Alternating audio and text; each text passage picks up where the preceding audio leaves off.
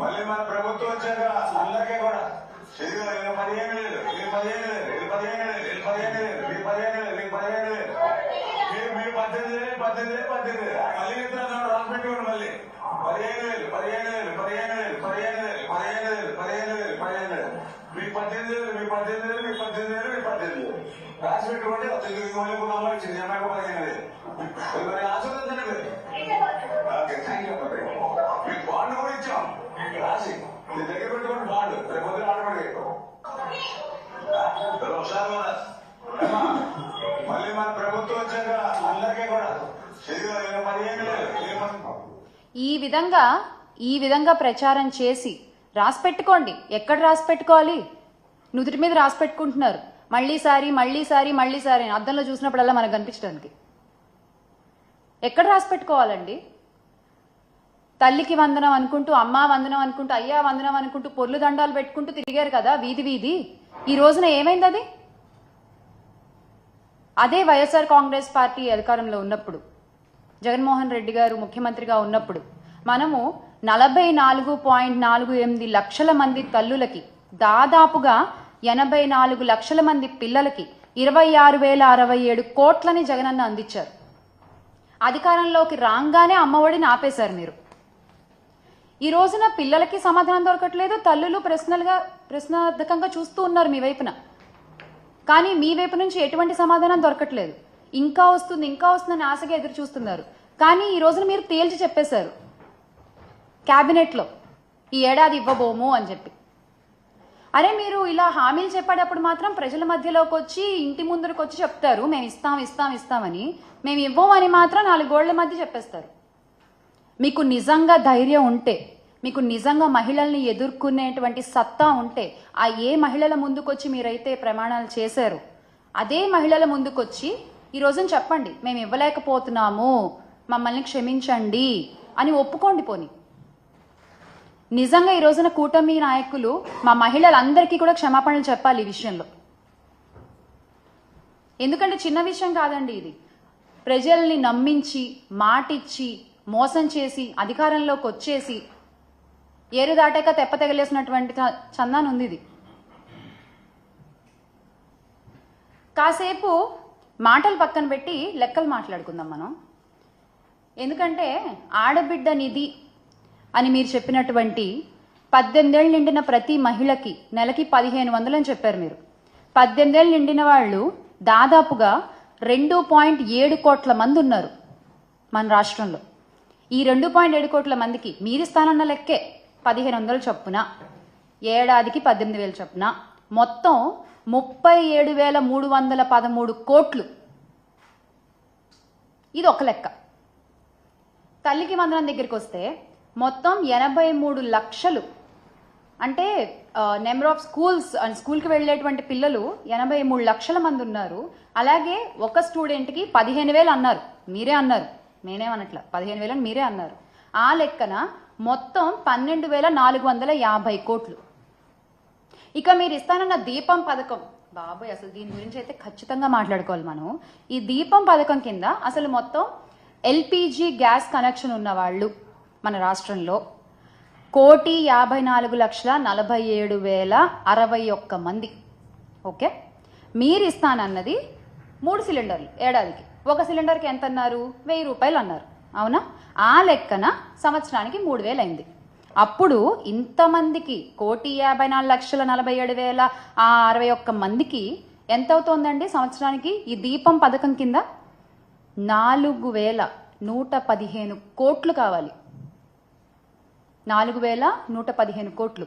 కానీ మీరు ప్రవేశపెట్టింది 800 చిల్లర. అంటే మీరు ఒక్కొక్కటే ఇద్దామనుకున్నారా? ఎగ్గొట్టేస్తామని తెలిసే మీరు ఇలాంటి హామీలు ఇస్తూ ఉంటారా?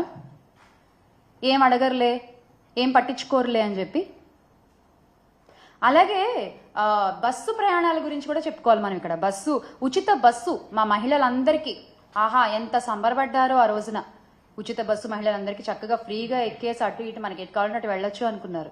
కానీ అది కాస్త దసరా అన్నారు, అదైపోయింది. తర్వాత దీపావళి అన్నారు, అదైపోయింది. ఆ తర్వాత నూతన సంవత్సరానికి అన్నారు, అదైపోయింది. సంక్రాంతి కూడా వచ్చేస్తోంది. ఇప్పుడేమో మీరు ఏప్రిల్ నుంచి అంటున్నారు మళ్ళీ. ఎందుకు అంటే ఒక ఉచిత బస్సు హామీని అమలు చేయడంలో ఇన్ని వాయిదాలు ఎందుకు? మా మహిళలకు ఇచ్చిన మాటని ఇన్నిసార్లు ఎందుకు పక్కకు జరుపుకుంటూ వస్తున్నారు? ఎందుకు పక్కన పెట్టేస్తూ వస్తున్నారు?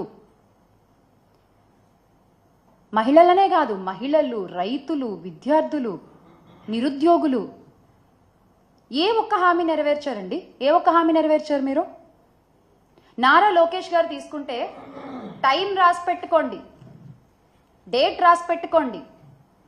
2025 మేము జాబ్ క్యాలెండర్ రిలీజ్ చేస్తున్నాం. లోకేష్ గారు టైం రాసి పెట్టుకున్నాము, డేట్ రాసి పెట్టుకున్నాము. ఎక్కడ సార్? గౌరవ విద్యాశాఖ మంత్రి గారు ఎక్కడ జాబ్ క్యాలెండర్? ఒకసారి ఆ వీడియో కూడా చూద్దాం.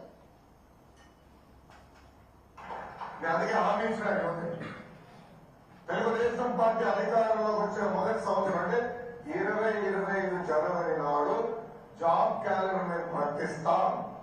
ఎన్ని ఉద్యోగాలు, ఎప్పుడు ఎగ్జామ్లు అవుతాయి, ఎప్పుడు ఇంటర్వ్యూలు అవుతాయి, ఎప్పుడు ఆఫర్ లెటర్ వస్తాయి, చాలా స్పష్టంగా జనవరి 1, 2025 మేము ఇస్తాం. సో ప్రభుత్వ ఉద్యోగాలు ప్రతి సంవత్సరం జాబ్ క్యాలెండర్ మేము ప్రకటిస్తాం. ఎన్ని ఉద్యోగాలు ఉంటాయి, ఎప్పుడు ఎగ్జామ్లు అవుతాయి, ఎప్పుడు రిక్రూట్మెంట్ లెటర్ వస్తుంది, ఇవన్నీ పక్కన పెడితే అసలు ఎప్పుడు ఈ హామీ వస్తుంది అని ఎదురు చూస్తున్నారు నిరుద్యోగులందరూ, రాష్ట్రంలో ఉన్న యువత అందరూ. యువగళం అంటూ నిరుద్యోగ భృతి 3000 అంటూ మీరు చేసిన ప్రచారం ఎంతమంది యువతలో ఆశలు రేకెత్తిచ్చిందండి? ఈ రోజున ఆశలన్నీ నీరుగారిపోతున్నాయి. అలాగే మహిళా సంక్షేమం గురించి మీరు చెప్పినటువంటి మాటలు అసలు 1 కాదు 2 కాదు, నిజంగా అంటే ఇన్ని మాటలు చెప్పొచ్చా? ఇంతలా నమ్మించొచ్చా? ఇంతలా షుగర్ కోటింగ్ వర్డ్స్ అంటారు. అలా చెప్పారు మీరు. అసలు నిజంగా ఏం చెప్పారండి? స్వయం సహాయక సంఘాలకు వడ్డీ లేని రుణాలు 3 లక్షల నుండి 10 లక్షల వరకు పెంచుతాము అని చెప్పారు. అది లేదు. ప్రత్యేక పథకం P4 మోడల్ మహిళలను ఆర్థికంగా బలోపేతం చేయడానికి చర్యలు, అది లేదు. అంగన్వాడీ కార్యకర్తలు లేదు. వాలంటీర్లకి న్యాయం చేస్తామన్నారు, అది లేదు. పండగ కానుకలు అన్నారు, పెళ్లి కానుకలు అన్నారు. పండగలు లేవు, పెళ్లిళ్ళు లేవు. ఒకటే పండగ, ఒకటే పెళ్లి. ఇచ్చిన హామీలు ఎగ్గొట్టేయడం, అంతే కదా?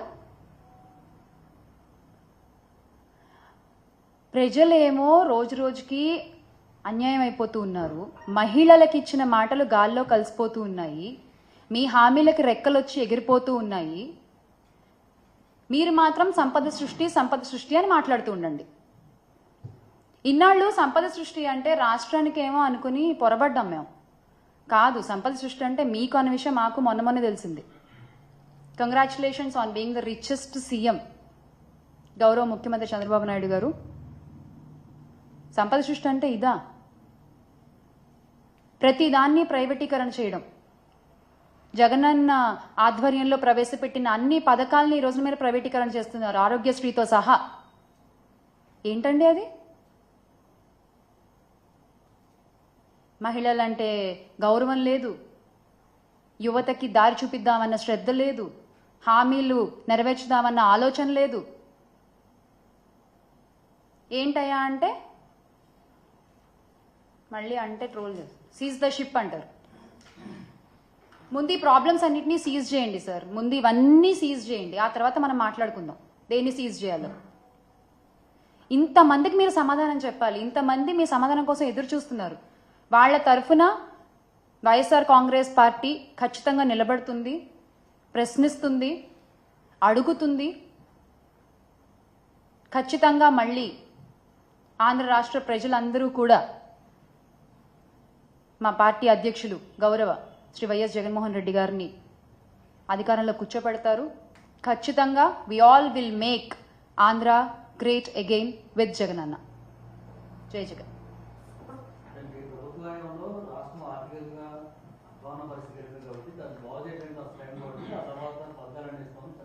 ఆర్థికంగా అధ్వాన పరిస్థితికి ఎలా వెళ్ళిందంటారండి?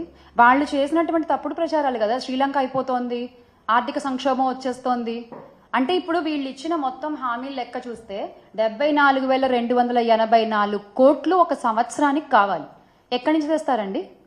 ఏమనంటే కేంద్రం నిధులు ఇస్తే మేము చేస్తాము అంటారు. హామీలేమో ఇచ్చేది ఏపీలో, నిధులు మాత్రం మీకు కేంద్రం నుంచి కావాలా? అప్పుడు హామీలు ఏపీలో ఎందుకు ఇచ్చారు?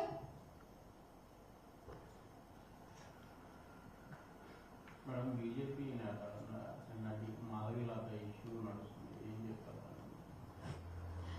ఇష్యూస్ అనేవి క్రియేట్ చేయడం, ఇష్యూస్ అనేవి స్ప్రెడ్ చేయడం, ఇష్యూస్ ఎగ్జాక్ట్గా ఏంటి అనేది ప్రజలకి చూపించడం అనేది చాలా ముఖ్యం. అది యాజ్ అ మీడియా ఫోర్త్ ఎస్టేట్గా మీ భుజాలపై ఉంటుంది అది.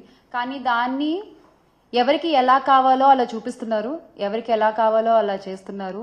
ఇది ఖచ్చితంగా ఆగి what is the exact truth అనేది ముందు పెడితే బాగుంటుంది అనేది నా personal opinion. It's totally my personal opinion. ఇంకేమన్నా అన్నా?